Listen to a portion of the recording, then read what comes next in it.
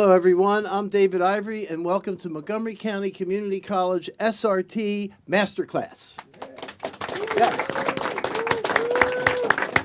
I did since April of 2018, when we actually opened up this studio, this will be our 14th master class. So that's pretty good. And we have several others scheduled for this spring semester. So keep looking at the Post-its as along the walls and make sure you attend. So today we have a very special guest, just about to go on tour, so we got him right before he leaves, which is great. A good old bud of mine, and I want you to have a nice Montco welcome for Casey Cavaliere, everybody. Producer and entertainer and in the band called The Wonder Years. Casey, how are you, bud? I'm great, thanks, Dave. Thank you so much for coming out. I totally appreciate your time and taking time from your schedule to come out, and everybody's very interested in what you have to say, so please take it over. Great, thanks, Dave. No, it was, I'm very happy to be here. I've known Dave for a while, and yeah, this was a really cool opportunity. When I touched base with him, and he was telling me about the program that you guys have going on here last fall, and the masterclass series that you guys have going. Thought it might be a really cool opportunity for me to end up taking a look back at some of the things that I've learned and some of the experience that I've gained in my time with my band, as a touring musician, writing, recording with my band, The Wonder Years, over the last 15 years. And trying to hone in on some central lessons and things that I've learned, not only through my experience, but from other people that I've had the pleasure of, interacting and watching do what they do, and inspire and influence, the decisions that we've made and how we go about approaching what we do. And try to narrow that down, because admittedly there was a lot. And ultimately, I came to realize that I think a lot of it, that I kind of wanted to share with you guys today, fell under the umbrella of three main ideas, and those things are mindset, authenticity, and trust, and how they all kind of have worked together and really play together to create, a really strong path, and ultimately provide some really sound opportunities in whatever it is. If I'm sure we have plenty of musicians. I don't know what the breakdown is of, I know, there's a heavy focus on engineering and the technical side of things, but I'm sure, just like myself, a lot of that probably starts with an appreciation for music itself and, whatever the entry point might be for that. So that's what I wanted to talk about today and discuss and see hopefully if, something that I say, like Matt mentioned, resonates with you guys or what you're doing or, what you're moving towards and starting to grow here and, and beyond. And maybe afterwards we'll have a discussion about any questions that it might spark or, things that maybe I can try to provide more clarity on. So the first thing, like I mentioned, is going about adjusting the right mindset as a creative and as someone that that you're going to be in the creative business of making music or working with musicians, and trying to fulfill their goals. And the first big point I kind of came to is developing a sense of self-confidence in yourself. This is a big one, especially if you're just starting out and it's, it feels very independent. Maybe it just starts out with you and an acoustic guitar in a bedroom. That's how a lot of it did. That's how a lot of the songs that we've written have, and even before. And I think that's a common entry point. The problem with that, I think, is that, it can be very internalized and you can, it can be very easy, especially nowadays. I mean, you take out your phone, open up Instagram, and, there's influencers all over the place or YouTube that, are portraying a very high level of success and a lifestyle and all that kind of stuff, and it's very easy to run away with comparing yourself to that, and ultimately maybe unfortunately starting to trivialize some of the successes that you are having, because you might be worried about whether or not they stack up to those things. And I think the biggest way to go about defeating this is making sure to celebrate each one of those small wins as they come, and not trivializing them or saying, this doesn't matter. It's not as big. We didn't have as many people at this show, as that other band that played last week. Or, for us too, it's an example from our career, I guess. When we first started, it's finding those moments where, you might hop in. Our band started, just hopping on people's gear, playing one song, and then getting out of there. And after a couple weeks, that turns into, oh wow, that person knew the words to that song. And that might just be one person, but then maybe the next week that turns into 5 people up front that know that whole song, and embracing and making sure that fact doesn't get lost on you can go a long way in building, the confidence in yourself and what you're doing, and pride in the work that you're putting forward, and helping you make those, those steps to grow that confidence and that success. And I think that's a really big one.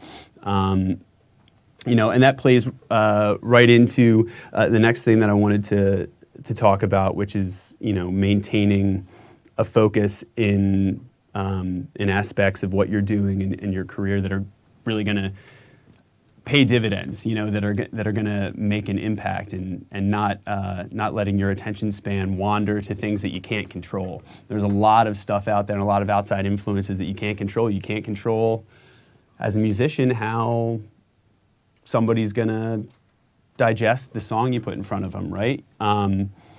But you can't control whether or not somebody will ultimately gravitate or come to a show or not. But what you can do is try and put the time in. And I always really like the phrase that energy follows attention. So wherever you put your attention and your focus, that's where you're going to end up putting your energy and putting your time. And for us, it was spending that time writing as a band. It was spending that time in the basement, working out those songs, fine-tuning things, chopping things apart, building them back up, getting feedback and learning from that feedback that that people were giving us. And I think that's a huge one. You talk about people saying hone your craft, and I think one of the other people that you had in here, Dave, I think mentioned something about the 10,000 hours rule, which I've always really liked the idea that, to truly master something and get to a professional level, it takes a lot of time. And you want to make sure that with the time that you have, you're putting it in the right places, and not letting distractions kind of derail what you have going and the things that you're building on.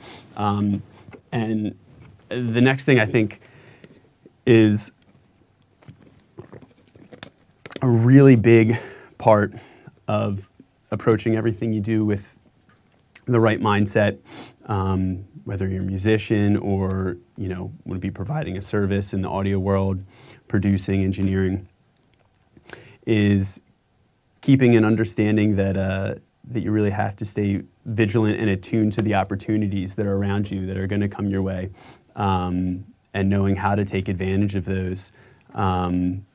And along those same lines, understanding that maybe some of the opportunities you might encounter are not always going to be served up on a silver plate. They're not always going to be really attractive. Some of them might actually be the mistakes that you end up making. Some of them might be the moments where, I'm sure, Dave, you've had this, where you have a session crash and you lose whatever you were working on that whole day with an artist, and you have to take a breath and say, I'm sorry, we're gonna do it again, we're gonna fix it.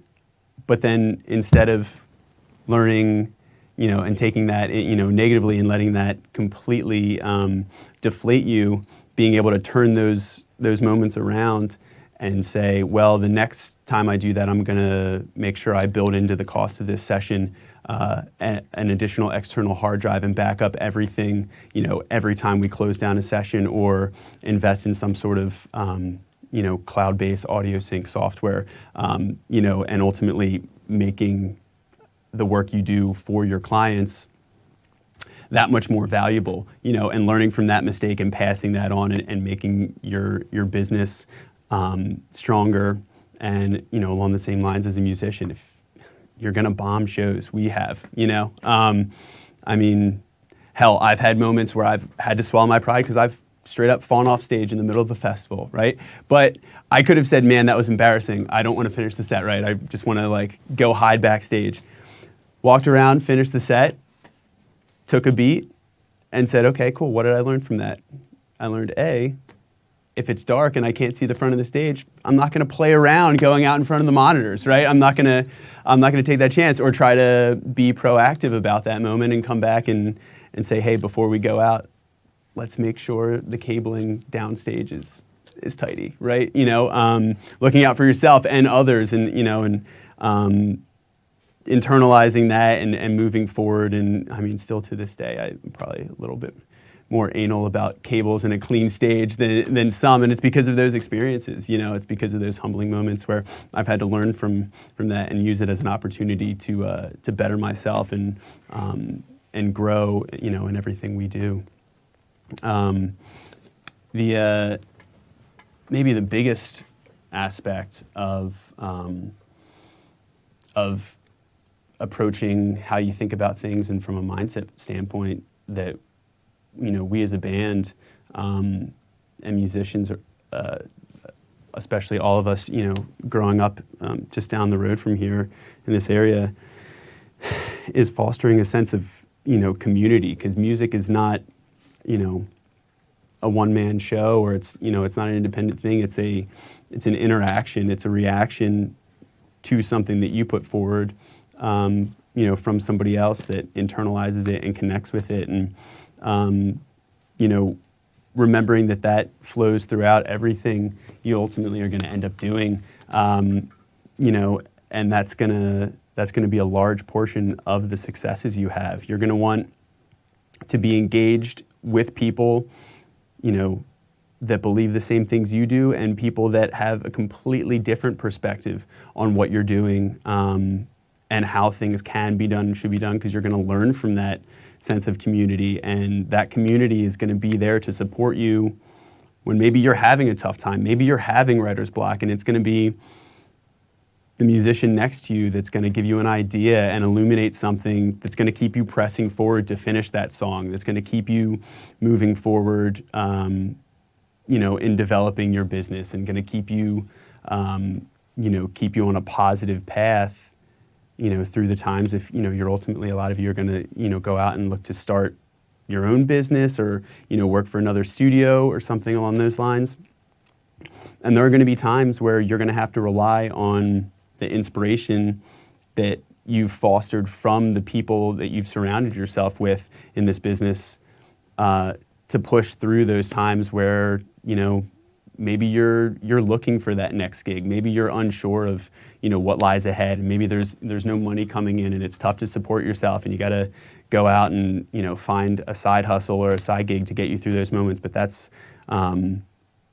what I think we've always come back to, and we were very lucky to be able to find that early on in a local environment, and find people that were motivated enough to go out and build that community and keep that environment and scene going, to foster bands like us and all of our friends, and give us a place to play and a place to work on our music, and work on ourselves, and work on developing what we ultimately wanted to bring forth and put into the world, and it's really made all the difference, and kind of plays into the last idea of mindset that I think is the biggest thing, and is the biggest thing for anyone, really. If you're in a band, if you're looking to produce, or looking to tour on the road with a band, whether it's as a front of house engineer, whatever it is, the biggest thing that's going to kind of carry you through those roadblocks and setbacks, of which there will be so many, and we have fought through a lot of them, is going to be understanding what is really driving you and motivating you. I think that will ultimately help you refocus where your artistic compass is, and what it is about what you're doing, that really informs all of your decisions and keeps you pushing forward. For us, as a musician, speaking, from someone that's spent plenty of time, the time wasn't wasted, but it seemed like the hours flew by at that point, just playing, and whether it's trying to write a song with friends, and you hit that one moment where you spend what seems like, time flies, I guess, but you spend like a half an hour playing the same riff over and over again, and then finally somebody changes it up, and you get to the end of it, and you stop and you just look around, and everybody unanimously knows that's it. That was the moment. That was it. It's finding that sense of artistic fulfillment and creative fulfillment in everything you do, and whatever path you want to take, and having that be your guide, I think, is what's gonna really help your sense of fulfillment and carry you through, and has carried us through, a lot of ups and downs. And I think that plays into the second point that I want to make today. And I think that's that understanding what your story is, and what about you, both as an artist, as a producer, what your history is, and what's led you to where you're at, and how can you help other people connect with that and understand that, so that you stand out.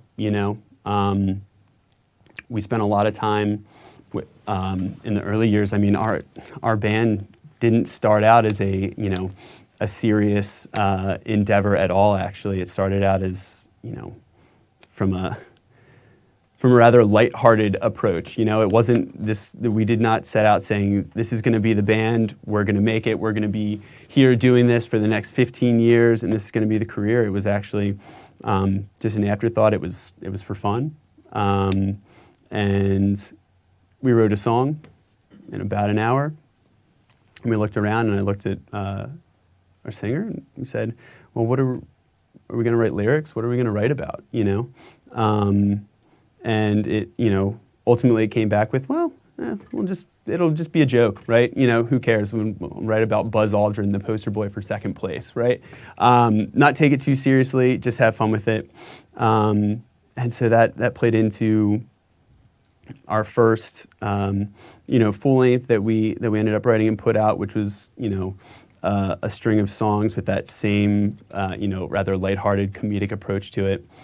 And we were playing those songs. We were having fun, starting to play around a little bit, starting to tour out, and we were having a great time with it. But I think at a certain point, we started looking at the fact that what we really wanted to be doing was playing songs that we could have a little bit more conviction in. Playing songs that really connected with our experiences, and less of a fictional narrative, and things that we believed in, and things that we thought were maybe important, or could resonate with other people, maybe further away from where we were at. And that was the beginning of a gradual shift. And I look back now, I think the beginning of us understanding what we wanted to be as a band, and what was gonna keep us motivated to keep growing and developing, and keep us telling a story that was honest. And for my singer specifically, keep him writing lyrics that he felt were important enough to be shared with other people, which is, ultimately I think the goal of music in general is to bring people together in a shared experience. And that's what we later learned is finding what our authenticity was, and in the brand, and that's what's really guided us through all of that, is that moment where we wanted to write songs that would help people, would help people know that maybe they're not alone in what they're experiencing, what they're going through. And you can do this, and you can find this. You don't have to, it doesn't have to just apply to being a musician. You can apply this in your work as a producer, as an engineer, understanding your creative philosophy, right? That's ultimately what your brand is. As a producer and engineer, your core beliefs of what is important about a song, what's important about an artist, and helping them navigate their path to finding that. So that all plays into that second idea of really valuing the authentic qualities of what you are as an artist or a professional, and really embodying that, and staying focused on that when you can.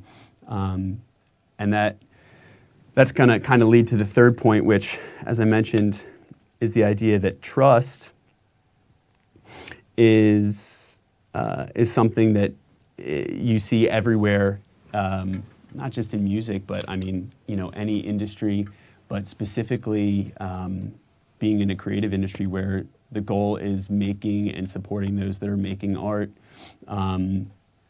There's a large number of extensions of trust throughout that, regardless of which side of that you're on. If you're the performer or the songwriter, it's a very personal thing to take an idea or a situation that's inside of you and put it out there to the world.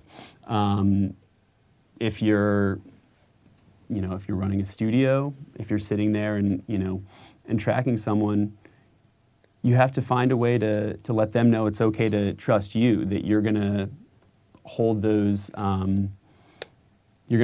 moments and hold the trust that they're extending in you very very closely, and you're gonna respect that and honor that. And I think I think the idea that choosing people to trust, and choosing to trust people, is a big decision. That we learned. We didn't build a professional team right off the bat. That wasn't the first step. We had a lot of things to figure out how to do, figure out songwriting, figure out what we wanted to sound like, what was going to influence us. But at a certain point, we did make the conscious choice to say we need help with guiding our career. We need help, whether it be with the day-to-day logistics. We need help understanding where to take what we're doing, and how to try to position that, and grow what we're doing. And you can see this through, aligning yourself with a label, aligning yourself with the right producer, or, these are all creative decisions and professional decisions that will inform and ultimately result in, successes, we hope, across, a long-term career, and planning for things that will not just help in the short term, but things that will help your future self, and people that are going to have your back. Right? It goes back to that idea of fostering a community, in a sense of people around you that have your best interests. That want to see you succeed, as well as themselves, and are always thinking about how they can be helping you, and how you can grow. So I think that's the last big takeaway. I think as I kind of look back at this is really it's really honoring and being proud of who we've chosen to trust, and who has taken a risk and trusted us, whether it be the people that represent us, our managers, people that we brought into the fold over the years, and acknowledging that doesn't come easy, and that those relationships are really important in anything you're going to do, and the success you're hopefully going to have, I think. So so those are the things. I hope some of that makes a lot of sense, or I'm happy to clarify anything or go deeper with any examples. But I really appreciate you guys listening and giving me the opportunity to look back on the things that I've learned, and hopefully they can be of value to you guys moving forward in whatever you do. So, Dave? Yeah, first of all, let's thank Casey for even being here. Appreciate it very much. So I have, during your talk, I wrote a couple questions down that I kind of want to dig a little, do a deeper dive, as it were, into some of this. I'd like to talk... Okay, have a seat. Okay.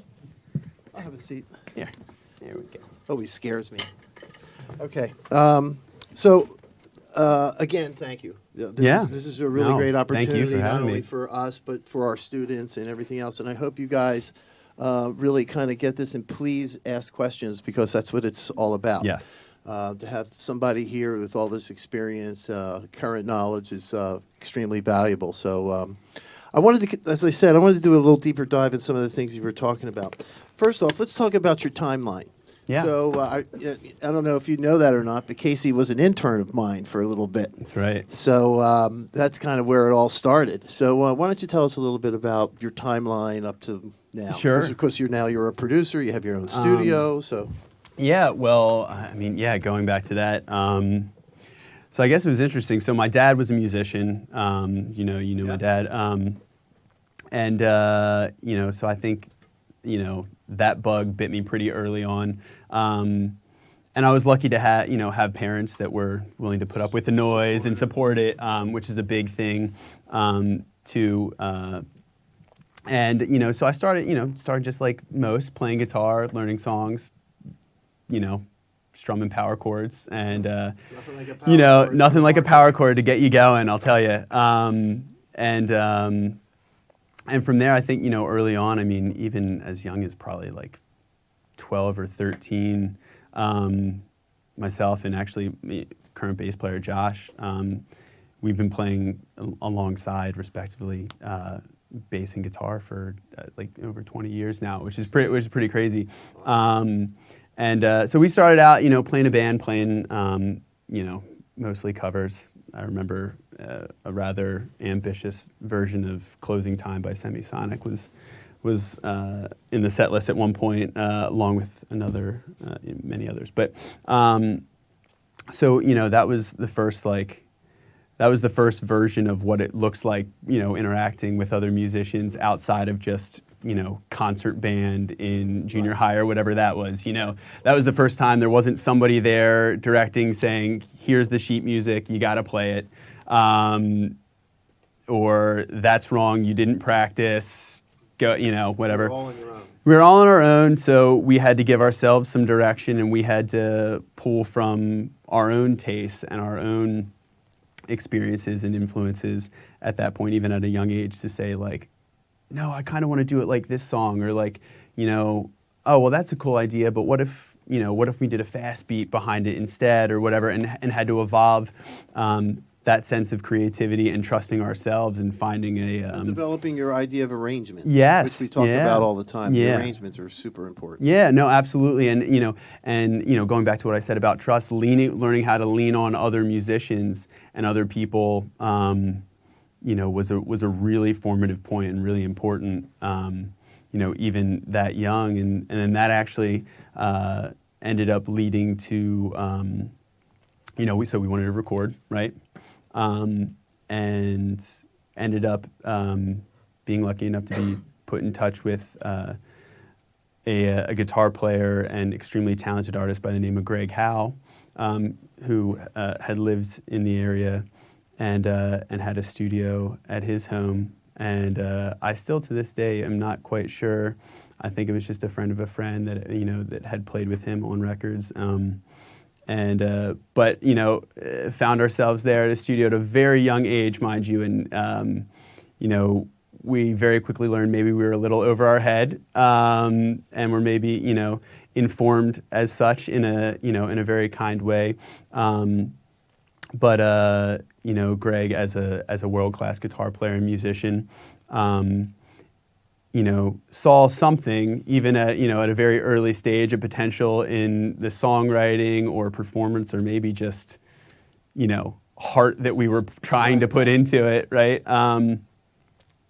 And said, well, why don't you come up, maybe let's work on, write some songs, right? And to this, where I was just like, what do you mean? Like, you can write the songs, but he knew what it would take a while to really learn and embody, but it's just like to pull and learn from everybody, even if that meant, a kid that was half your age or whatever. It's just like he wanted my perspective on some stuff, which was an interesting thing to be, to see that extension of trust from somebody that was so my senior and had already had such a wildly successful career.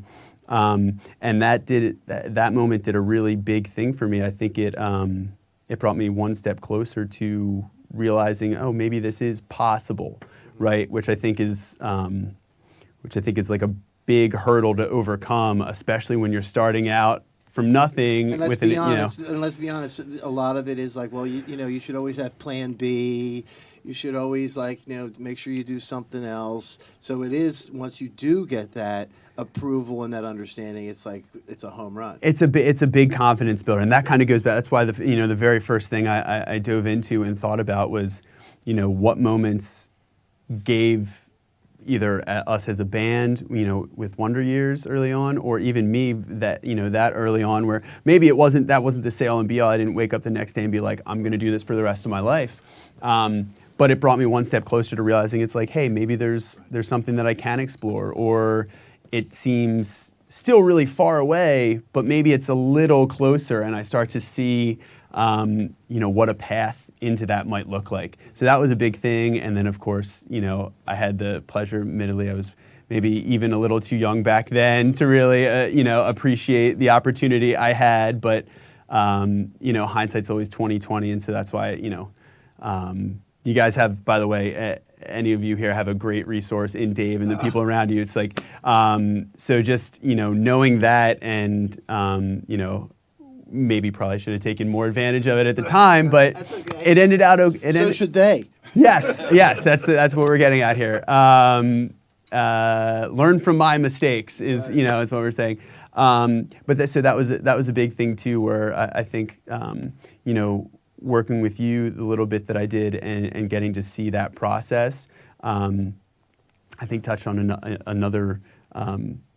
another huge thing for me, where I think I saw the emotion and the passion that you got out of being in that setting and bringing something to life, and knowing when you hit that home run at the end of a session and hearing it all together, and it's just like you listen to a final mix back at the end and you just share that relationship with the people that are ultimately going to be on the other end listening to it, and you just want to hit it again. It doesn't matter if you spent the last month doing it, you still, there's just such a pride that it evokes, and a sense of fulfillment. And I think I saw that in there with you when you knew that, you got to take, or you couldn't wait to just be like, had a mix up and be like, let's listen to this, turn it all the way up.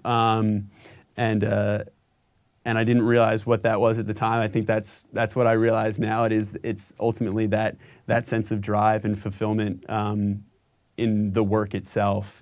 That was a really big one, and I think kept me pushing forward on that path. And then you went to college. And then I went to Drexel. So that got me, to a point, and then, I'm playing in bands throughout high school. Were you with the band at the same time with the did they co-mingle? They did. So like I said, it started a very, it's a very soft start. It was I think the summer before a bunch of us went to college. So again, we were like, well, we're all going to kind of part ways, do the college thing.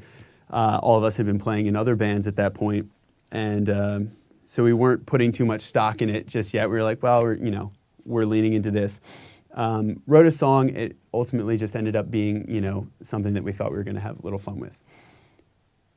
Got a lot of enjoyment out of it. That started that as we were all in school, we would start to take weekends and say, hey, let's go play Jersey, Philly, and New York or whatever, wherever we could book shows. And so we started concurrent to what I was learning in school at Drexel and everything. I was also sacrificing a lot of those weekends, at school to go and hit the road and learn in that environment and have fun and start to kind of grow it. And it came to a point that by the time we graduated, we had built something, that we all kind of looked around and thought, hey, like maybe there's a shot that we can keep this going and actually maybe at some point, support ourselves with it. And it wasn't right off the bat. We had goals. I remember like thinking about, when we put out our second record and started going, I was just like, all right, what are my expenses? I had, deferred my student loans, and I was like, what is the bare minimum? Reality is what you're talking about. Yes. And I was like, what, we want to do this. I've got to find a way. What is it? And I mean, we were lucky enough, and it wasn't always consistent at first, but we were lucky enough to, through that hard work and sacrificing and getting on the road and just hitting the ground running, to be able to meet it, or even with like some side income or whatever it took at a certain point, to be able to keep facilitating that. It's like, it's not like that all of a sudden was making us money to support ourselves. We were doing whatever we could to support that endeavor, and we're lucky enough to have the success that kept going with it. So and then after college, you went on tour. And then after college, we went on tour.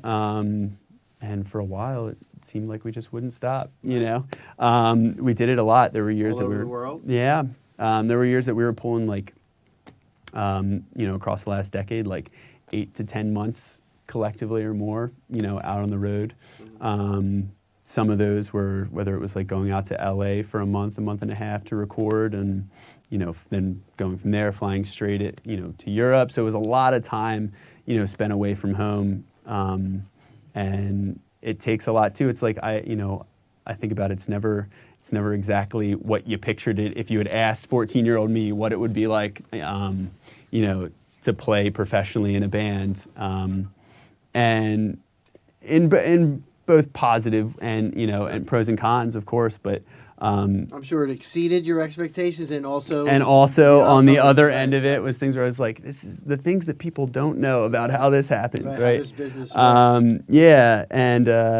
And it was all humbling and realizing, and learning a lot about yourself through that process, both creatively and what you can stand. And we got lucky, because I think the other thing is, kind of going back to why I think I put such a heavy emphasis on the idea of trust and relationships and who you work with. Being in a band of 6 people who at times are very opinionated and all have their own unique creative influences and tastes, you have to lean on them hard, and you won't always, it's like, we always say, it's like a 6-way marriage, and it really is, like, for all the ups and downs, we got lucky enough to grow into each other as friends and as people. Yeah, and it's like, and there's a lot of times people do change, and relationships and the dynamics change, and we've seen plenty of that, for sure, in ourselves and other bands and other businesses around us. But we always were lucky enough to try to, at the end of the day, look out for each other and respect each other, and know that it was, trying to harness the power of the greater good of what we had going, and figuring that out and holding that very sacred at times, And that keeps your success going, for sure. Yeah, and without it, right. There's been plenty of times where it's just like you can have the knockdown, drag out fight and be like, all right, that's it. That's it, right. But I think we've been able to grow through that, and learn from that and respect everybody in that way. Yeah. So I think that had a lot to do with it.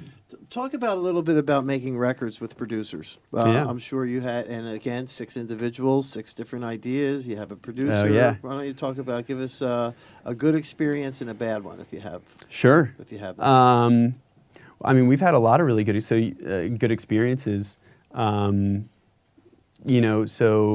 like you said, with that many people in a band, some of whom do a lot of recording, Some do producing more on than the outside, others, right? But everybody has the value and perspective that they bring to a process. It's also interesting too that with an even number, we'll be writing, and it'll with this. The phrase creative democracy is an interesting one to me a lot of times, but we've also found the pros and cons of that. So sometimes we'll be split down the middle 50-50 on an arrangement, on where a song should go, on which way we want the pendulum to swing for the song, and what's going to serve it best. And I think that's why we've always found, again, extending that branch of trust to somebody else, as kind of bring them into the fold as the 7th team member, and maybe sometimes they play the role of the tiebreaker. Sometimes they play the role of just being somebody that has the experience but has an outside perspective that hasn't been wrapped up in the 6 months of writing this song. Isn't emotionally attached to it as much, and can lend that objectivity in a really calculated fashion. So, I mean, we just did our last record with Joe Ciccarelli, who's an incredible legend as far as engineers and producers go in this business.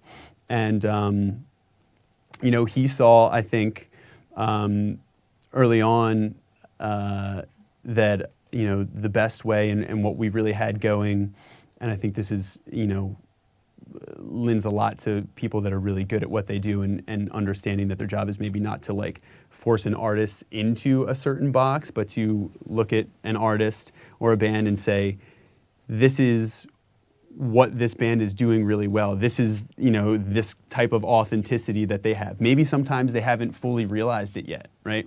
Maybe sometimes it takes somebody from the outside to be like, hey, this is why these songs sound incredible live, but then always fall flat on a recording. Let's figure that out. And I think he was, one, and we agreed, but even just talking with him early on, that we could try to get something more and preserve the fact that we were a band and we'd been playing all together for so long at that point and so consistently, that there's a dynamic and a relationship there that's kind of intangible in certain ways, but there's a power and emotion that if you can capture that by doing it live, and getting the songs to a point where they hit that hard with just 6 guys in a room, then not only are you going to capture that emotion, but you're going to, it's going to translate every time in a live performance setting too, instead of reverse engineering it, figuring out the track in the studio, and then trying to figure out how do we do it live, right? So he saw that, and so we went in and we did the record that way. We did it about a song a day, and all set up. We did it at Sunset Sound, which is a really legendary room out on the Hollywood Strip, and it was an incredible experience just in all aspects. But to really, again, that moment for us where it's you check back in and realize, hey, as a band and as musicians and as friends, look how far we've come to what the first demo was, doing it in a bedroom with a mattress against the wall, and looking back, and you try not to compare, but understand that everything has its point and and role in the progression of things. So that was a wildly successful approach, and I think that speaks volumes to his experience. Sure. And knowing that this is how we have to do this, specifically this record and what it sounds like. Right. You guys are trying to get out of it. And we've been lucky. There haven't been, I've heard horror stories of, getting into a studio, having everything booked, and it's just oil and water, right? We've been lucky that we've never found ourselves in anything that we can't come back from. we did 3 records with Steve Evitz, who is also another incredibly talented, producer and has a great mind and has a ton of experience working with very technically proficient musicians in the rock and metal world especially. And there are definitely times that you disagree, and there are times that, you realize that there's no one distinct right answer to a problem, right? And there could be several good ones. There could be, usually are several good ones actually. It's like, so I guess the way to like turn this, unfortunately there's no real salacious tell-all there, at least with our experience.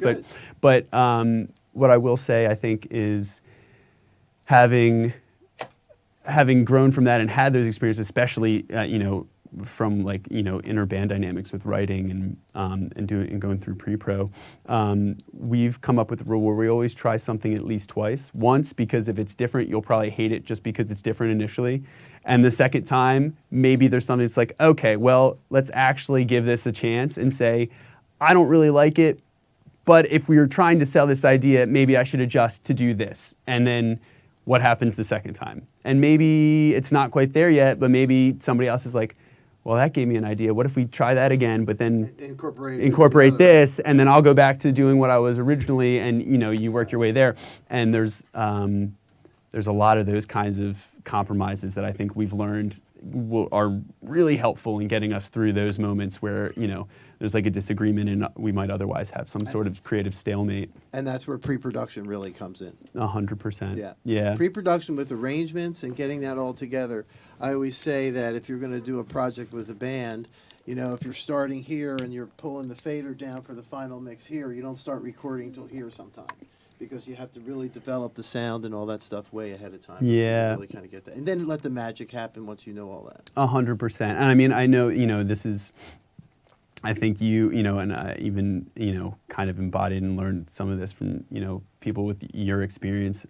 It's like the more I go through the process and the more we make records and even experiences working with other bands and musicians on their own projects and bringing them to fruition, the song is really made before you even start to try and capture it. The role of capturing is not to downplay it. It's very important, and there's so much that can be done to pull out the emotion and really incredible characteristics and magic of a song. But the song at its core, it's like a mix is made by the performances that you put down, the musicians you have in there, and the way everything works together, right? It's like your job's easy if the song's good, right, and people are playing the right parts that are cohesive together. Right. If the drum and bass player have been playing together for 60 years, right, they know what they're going to do, and they know where to leave space for the other guy, and so you're not fighting that low end back and forth, right? It's like it's all, and you can tell a lot, and that's why every record we've done has been, we do a lot of work demoing, redemoing, and but we always now try to get to a point, if we can, where we just hit play, have everything mic'd up. What does this sound like as though it was a live recording? No bells and whistles, no automation, no flashy stuff. What is this going to sound like in a room? The core of the song. Yep. I mean, Joe, we work on it too, where it's just like get everything in a room, get the level and balance right in the room. And that really tells a lot, where all of a sudden you're not hiding behind, we were talking about volume creeping earlier, but like where you're not hiding behind, the sheer SPL of a guitar amp or a bass amp, and really looking at the parts and how they work together as a whole. And, he was great at that. And, we learn a lot from every record we do. And there's tons of takeaways there, but that is the big one. It's like, you kind of know if you can get a band in a room and feel how it's going to be pulled off live, feel if those key moments are going to get sold, then capturing it's the fun, just the fun part, just making. Here, real quick question. Do you think the fact that your band kind of wasn't really like, oh, we're going to make it, we're going to be a band, you were talking about it was more sort of less like fun and whatever and all Oh, that. it was Do a you think joke. that Yeah, it helped? was Do you think literally a that helped joke your lyric. success? I think it helped the us. beginning? I think it helped us not take things Too too seriously. seriously too soon. Yep. Yeah, I definitely do. And I mean, and you know, you have to be. This kind of goes back to making mistakes. You have to be able to go out and risk failing, or risk putting yourself out there. And risk being able to laugh at yourself, and it's not always easy. I'm not always the best at it. I'm still learning every day how to fail gracefully in whatever it is you're doing. But I think that specific thing that we were doing it for fun. We were doing it because all of us had been in other bands that we were taking, that we loved, and we're like, oh man, we should do this. We should go find some Rusty Train tracks and take a promo picture. It'll be great. Like. The classic Rusty Train track and shot. we did the graffitied brick wall, Yep. the abandoned building. Yep. We've checked them The all messed up up. car, We've checked them all the up. junkyard. Oh, yeah. Yep. Oh yeah. No, it's really true. And so I think Yep. early on, it's like we had a lot of time. We were trying to be serious, and I think there were moments where it crept in, and you're put next to a lot of other legitimate acts or bands that are already crushing it and have it dialed in. You're like, oh man, maybe we should kind of get our act together. But that's also part of the process, is going on tour, supporting other bands, seeing and the learning levels. from that, and Exactly. and knowing and understanding. It's like, okay, well, we're not there. We can't roll out this whole like red carpet Right. six-figure production Pyro, yet. techniques, But what can we do well, and how can we separate ourselves and learn from that as it goes? And yeah, it's like, I mean, awesome. if you want to really humble yourself, fall off the stage and that'll do it quick. and live to talk about it. And yeah, Questions. Devontae, here you go, bud. Thank you. So you had talked about earlier identifying like your core beliefs or goals Yeah. as an artist. What are yours? To give kind of an example for somebody. yeah. Well, I think what we were just touching on too, in terms of like, the records that we've done, and working with some producers, that's really gone a long way in solidifying things like that, where it's just like, I'm a song guy first and foremost, and try and figure out, is the song hitting? Is it telling a story, right? I love the sonics of everything and doing the deep dive on that. I think it's amazing. And nowadays, the shit that you can do is unreal. I'm sorry, but it's a word. People use it. But it really, I love that. But I always make sure that whatever is going into that that tunnel, of technology is really strong and can sit down. We were talking earlier. It's like we're about to put out an EP where we kind of restructure things from our old songs from our old records in a stripped down kind of acoustic format. But I think it's a really fun, interesting exercise and dive into reaffirming the things that we as songwriters and believe and hold true about understanding lyrically, what are you putting forth, what's going to connect with people, and ultimately realizing that all art and music, that's the role and that's the goal of what it does, and why we're so lucky to be able to do that, because it's a really powerful, meaningful thing to chase. So I think that's where I start to look at things and saying, how can I how can I make this as powerful and make sure that this is something that's memorable and connects at its core, even if it's just, and it doesn't have to be, I mean, it can be instrumental even, it doesn't always have to be lyric driven. It could be melody driven. Well, it could be. I mean, some of the most incredible things that are, if you listen to some of the heavy hitters like in the scoring world. You look at what like guys like Hans Zimmer, who's all over every big blockbuster release, but he's not speaking through lyrics. He's taking an image and taking a storyline and putting a whole musical bed behind it to multiply that feeling and that emotion. So. it's really that, I think, is breaking things down to, what's really happening and making sure that nucleus is as strong and as memorable and powerful as it can be. We have another question? Yeah, so you mentioned how when you started off, it was kind of just like fun, like nothing really too serious, and that resonated with me. Like, could you kind of explain the process of switching between like just fun, lighthearted stuff and then like getting more serious? Because I feel like when you're trying to make something serious, it's like really hard. Like, I just get stuck in the process, but when it's fun, it's just like boom, boom, boom, it comes together. It's great. Yeah, no, it's really true. I mean, I think what what you're kind of touching on there is not uncommon in that even like a lot of maybe talking about the phrase like writer's block, is maybe something that you're describing there, and I think sometimes that's when you're trying to hold something too tight or hoping or trying to convince yourself that what you come out with should be of a certain quality, right? Should be already hitting at a certain level. But for us too, it's like,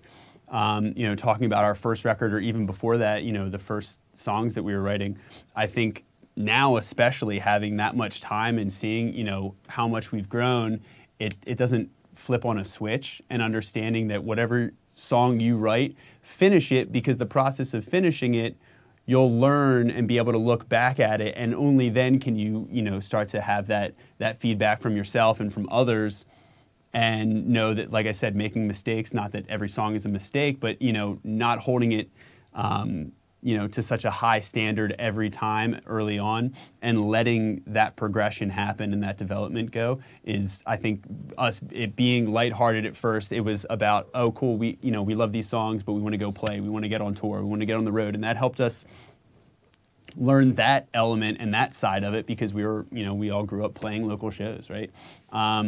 And I think that can go a long way to, like helping you finish it and realizing it's like this next song I write doesn't have to be a #1 smash hit song, right? Because what is that, right? That's pressure. And I think, and we've dealt from that too. We've had songs where we almost just left them on the cutting room floor because we weren't sure how to finish them, and that's sometimes why I think us having gain that knowledge and appreciation for being able to pull a friend in, being able to pull somebody that has experience like a producer, and say it's, accepting it's not that you can't write the song on your own. Maybe a collaborative effort is going to spark something that helps you finish something or helps you see it from a different way, right? And that's, I think, for us too. We were able to laugh at ourselves, laugh at the song, laugh at the lyrics really early on, and that allowed us to experiment and mess around with things musically and care a little bit less about them at the start of it. And then when that switch did come, like I said, it was, we were playing, we were like musically, things were fun. People were appreciating what we were doing on the shows that we would hop on, and but we started looking at like, well, man, if we like playing this song every night, it'll get to a point where it's like maybe it'll lose some of its luster,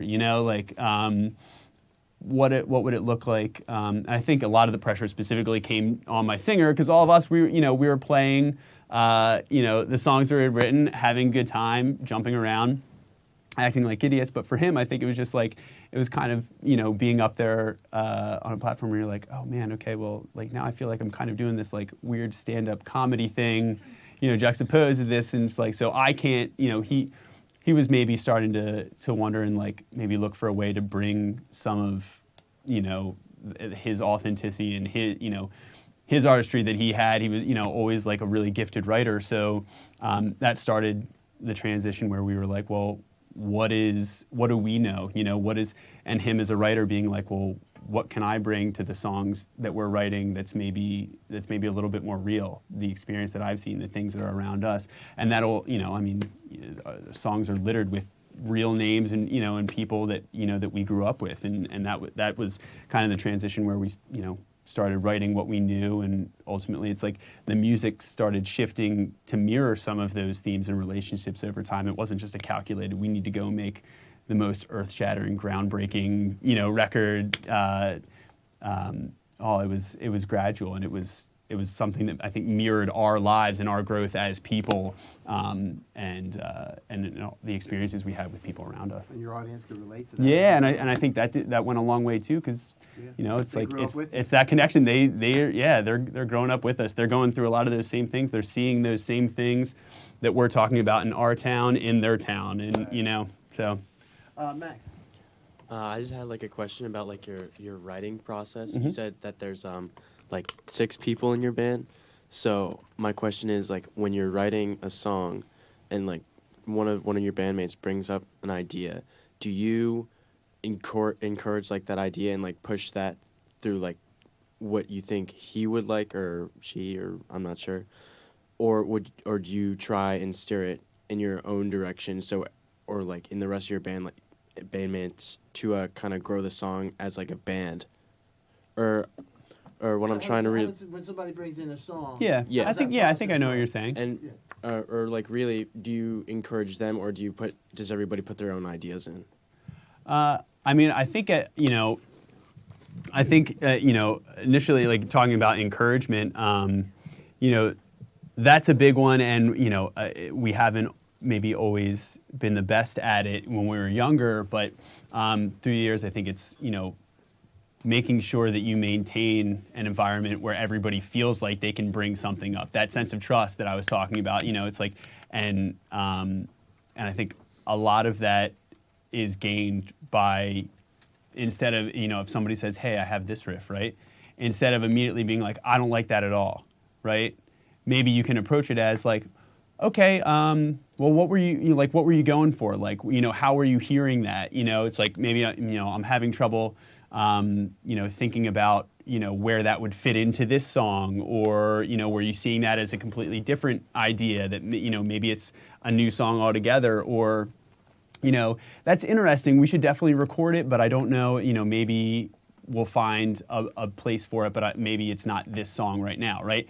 And understanding, the time that somebody that's bringing that idea has put in, but also, being able to express that opinion, and realize that it's like, you may not love that, and there have been times that we have, all of us have been outvoted on a part or whatever. It's like, and accepting that, throughout the years, it's like, sure, I have my own tastes and likes, and, if I'm in a different role, or if it's, my project, as a solo artist, or, whatever, or working with another band, it might be a little different, but it's all subjective and all opinionated. So remembering that, and trying to combine all of those, and trying to understand that it's like, if you're in a band, part of that is that band will have a unique identity if you're all writing together as 6 songwriters, and that's your biggest asset and your biggest strength, because if you're one person, then it's going to be a lot harder to push yourself as one person.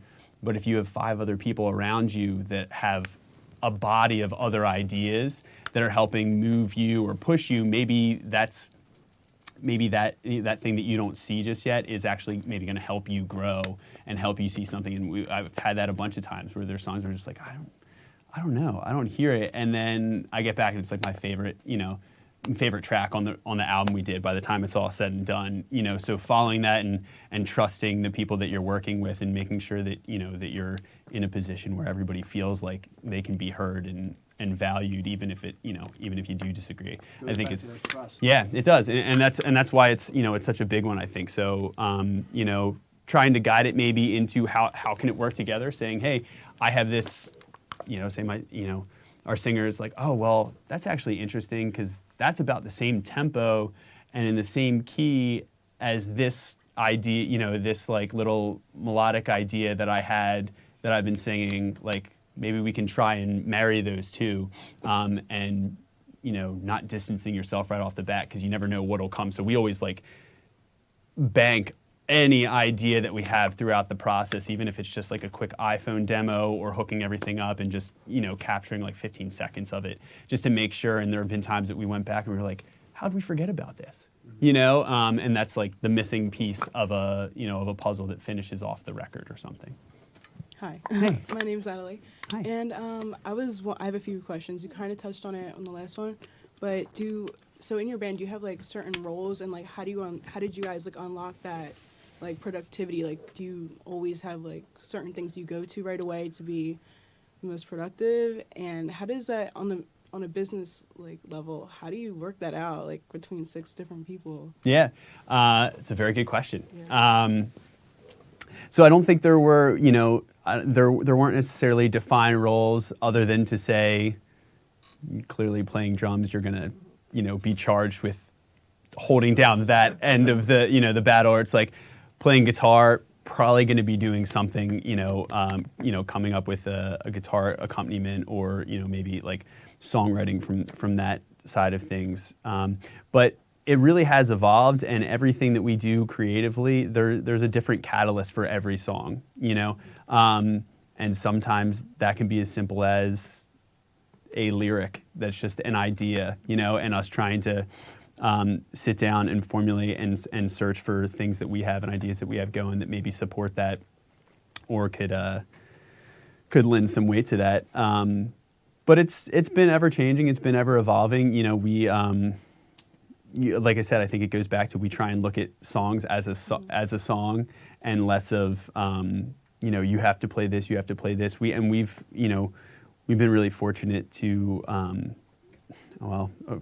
depending on how you look at it, how many drummers is too many. But our band actually has a lot of multi-instrumental depth. My 2 other guitar players also started out their careers as drummers, so there's 3 drummer perspective and drummer minds floating around in the band at any given time. And a couple records ago, we said, well, how can we start to utilize that kind of stuff and maybe add a different depth and element? So we started messing around with like dueling drum kit type stuff and utilizing that, where Matt, our other guitar player, would play half a song at the beginning and then go do an auxiliary kit thing, and lean more rhythmic focused on something. And The tour people really loved that, I bet. oh, it was awesome. The setup was great. Yeah, no, and we've had plenty of like iterations of trying to strip that down. How do we do that, internationally and everything? But it was a fun thing to play with, and it helped us realize that like defining roles, or even if it's something as simple as our bass player, moving to like a synth bass thing or varying things up like that.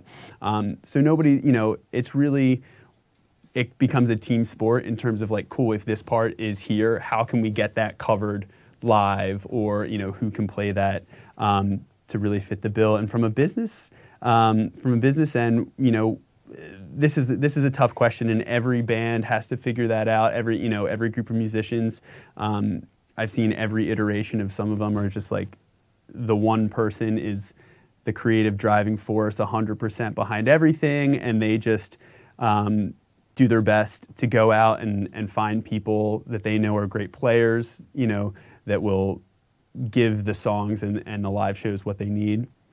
And then you have, a band like us, where from the start we looked at it as very much, the old school iteration of a band where, we're all equal parts and all sacrifice the time and creative energy, on an equal footing, and approach songwritings and everything we do. It's just like, barring small exceptions, if we're doing a Wonders thing, we're probably mostly all there or all involved in some capacity. So that's for something, for everybody to figure out on their own based on what they're doing and bringing to the table, or who's starting things. But I will say that that does play I think a significant role in the way people view in like the lasting long-term dynamic too, and making sure, going back to, we were talking about songwriting, if someone's heard, and making sure that there aren't,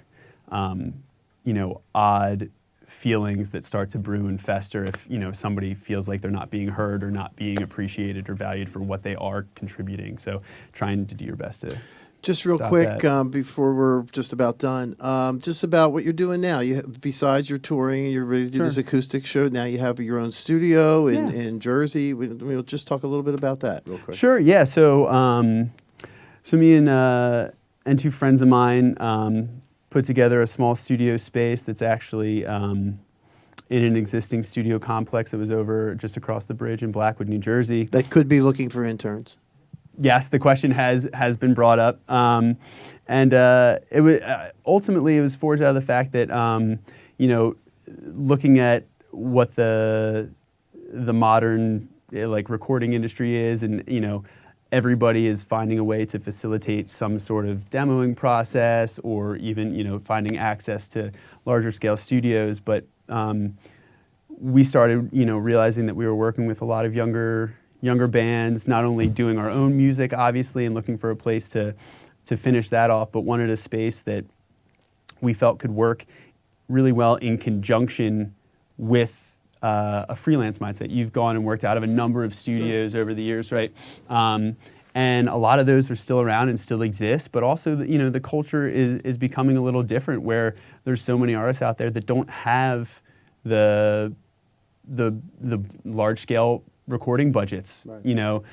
That the industry kind of once yielded, and figuring out what that dynamic ultimately leads to, and where the barriers to finishing a project as a musician, as an independent, creative person. And so we saw that, we wanted a space to be able to go and, if a band wants to do an album, say, okay, let's figure it out. Let's look at the overall budget, how much time you have, what your goals are, what you're trying to do. And if there's a way that we can figure out getting this record done and utilizing our space for a portion of that project, that yields some flexibility in working with musicians that might have time constraints, might not be able to come in during the day. Like do some things at home. Yeah, well, and I think that's that's another huge topic that that we could spend hours on. But where the industry is going, and a lot of people can do a lot of really interesting, great quality stuff from a laptop. We were just talking about like Billie Eilish and Phineas like cleaning up this year, the Grammys, right? It's like that's all spawned from like the like bedroom producer world of just a laptop and a mess of cables in the corner of a room, right? And that it really goes to whatever works for a given musician or an artist in their process. Maybe they feel really comfortable there, but maybe the one thing that they don't have is a really acoustically sound environment to check back in on what they're doing, or maybe and a really good listening space. Yeah, and so that that's what we found for us, that we wanted to make sure we had to bring to any process or any artists or music that we worked on, Right. And the rest can be figured out based on what you really want. If somebody's hell bent on my vocals only sound good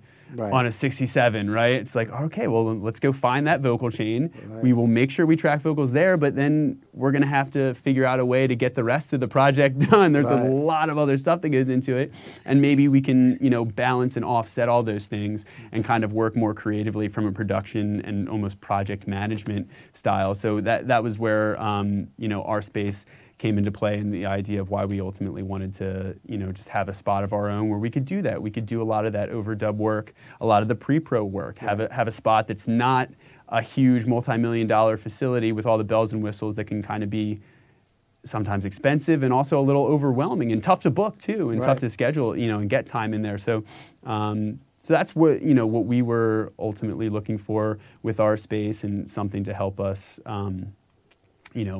bring value to all the projects that we Nice. do. Yeah. Nice, very nice. Well, I want to thank you very much, Casey. We really appreciate you being here and spending your time, and I'm sure everybody got a lot out of this, so I totally appreciate it. So thank you, everybody. Thanks. And that concludes our 14th Master Class here at Montgomery County Community College. All right. Thank you, everybody. Thank you.